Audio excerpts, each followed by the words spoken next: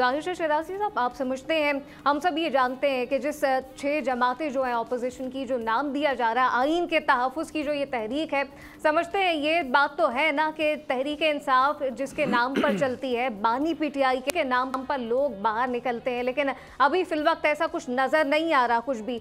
तो वाकई लोग बाहर निकलेंगे, वो रद्द-ए-अमल हासिल कर पाएगा ये 6 जमाती इत्तेहाद?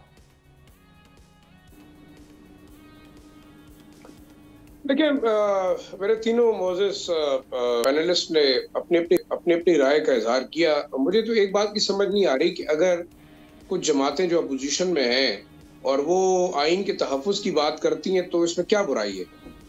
मैं तो नहीं समझता कि अगर वाक़ई कॉन्स्टिट्यूशन को अपनी सही हालत में जो है उसके लिए कोई मुहिम चलाना चाहते हैं तो ये तो मैं समझता हूँ कि हुकूमत को भी चाहिए कि हुकूमती पार्टियों को भी चाहिए कि वो उनकी मदद करें। इसमें कोई कबाहत तो नहीं है।